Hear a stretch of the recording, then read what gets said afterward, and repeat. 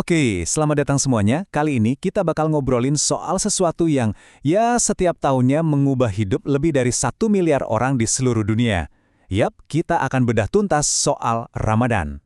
Coba deh bayangin, selama kira-kira 30 hari, semua ritme hidup, dari cara kita makan, tidur, bahkan kerja, itu berubah total.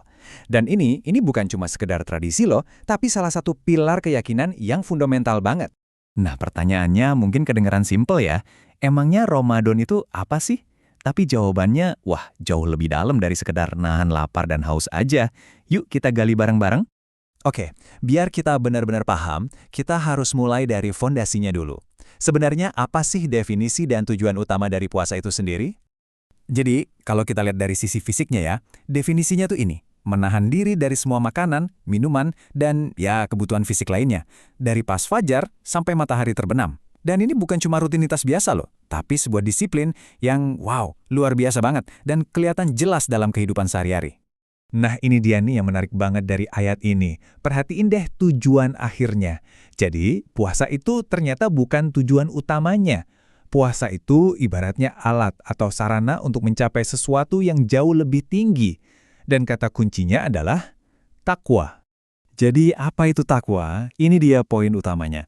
Takwa itu sebuah kondisi di mana kita selalu sadar akan kehadiran Tuhan. Jadi kita lebih hati-hati, lebih waspada, setiap rasa lapar, setiap rasa haus, setiap detik kita nahan diri, itu semua tujuannya untuk ngebangun kesadaran ini di dalam hati. Nah, itulah takwa. Oke, kita udah bahas soal fisiknya. Sekarang kita masuk ke bagian yang lebih dalam lagi, yaitu jiwa dari puasa itu sendiri. Karena jujur aja, disinilah inti dari Ramadan yang sebenarnya. Menurut para pemikir spiritual Islam, kayak Imam Al-Ghazali misalnya, puasa itu ternyata nggak cuma satu level. Mereka melihatnya bukan sebagai satu tindakan tunggal, tapi lebih kayak sebuah tangga. Ya, tangga pendakian spiritual yang punya beberapa tingkatan. Jadi, ada 3 tingkatan. Level pertama, ini yang paling umum yang kita semua tahu. Puasa perut, nahan makan dan minum. Nah, level kedua, ini lebih sulit. Puasa khusus, di mana panca indera kita juga ikut puasa.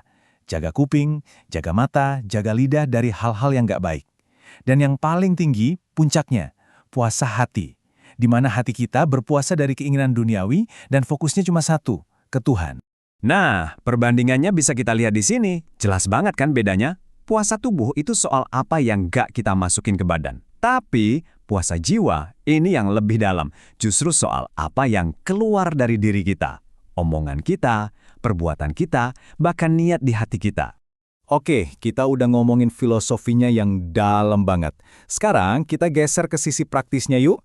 Gimana sih caranya ngejalanin puasa tapi badan tetap fit, sehat, dan nggak lemes?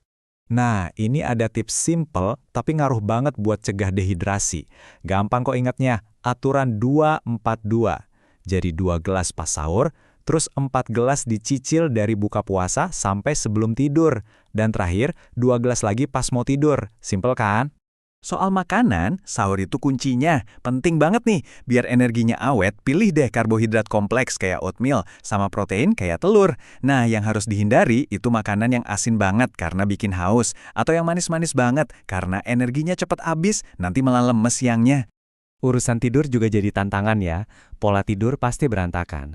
Nah, kuncinya itu kualitas, bukan cuma berapa jamnya. Tidur siang bentar aja, so-called power nap gitu, itu ngebantu banget buat nge-charge energi. Oh, sama satu lagi tips penting. Abis sahur, jangan langsung tidur ya. Kasih jeda dulu biar pencernaan aman. Oke, dari tips kesehatan, sekarang kita jalan-jalan keliling dunia yuk. Kita bakal lihat gimana satu ibadah yang sama ini dirayain dengan cara-cara yang beda-beda banget dan indah di seluruh dunia. Intinya sih sama ya, puasanya sama. Tapi cara orang mengekspresikannya itu yang beda-beda. Dari Kairo sampai Istanbul, dari Maroko sampai ke Timur Tengah, tiap budaya itu punya warna khasnya sendiri buat ngerayain Ramadan. Kita mulai dari Mesir. Di sana ada yang namanya fanus. Ini tuh lentera-lentera cantik warna-warni yang hiasin jalanan, rumah, toko. Wah, suasananya jadi meriah banget. Udah jadi simbol visual Ramadan yang ikonik banget di Mesir. Lanjut ke Turki. Di sana ada mahya. Ini keren banget. Jadi ada untayan lampu yang direntangin di antara 2 menara masjid, ngebentuk tulisan-tulisan indah gitu. Kebayang kan, melihat langit malam dihiasi cahaya kayak gitu? Bener-bener pemandangan yang luar biasa. Geser ke Maroko. Di beberapa kota tuanya masih ada tradisi nafar.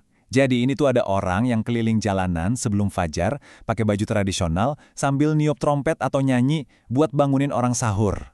Kebayang nggak? Alarm sahur yang personal dan tradisional banget. Dan terakhir, di banyak negara di Timur Tengah ada tradisi meriam iftar. Jadi pas banget matahari terbenam, duar! Ada suara ledakan meriam yang keras. Itu tandanya, itu sinyal buat semua orang di kota kalau waktu buka puasa udah tiba. Wah, momen yang ditunggu-tunggu banget pastinya. Jadi, coba kita lihat lagi ya. Dari lentera yang hening di Mesir, sampai dentuman meriam yang kencang. Dari sekedar ngatur pola makan, sampai ngejaga hati. Semuanya itu pada akhirnya cuma jalan yang beda-beda, tapi tujuannya sama. Puncaknya satu, mencapai takwa, kesadaran penuh akan Tuhan. Nah ini nih yang jadi pertanyaan menarik buat kita semua. Gimana caranya ya? Dari doa yang sunyi sampai dentuman meriam yang heboh, gimana bisa satu ibadah yang sama menciptakan komunitas global yang kaya dan beragam banget kayak gini?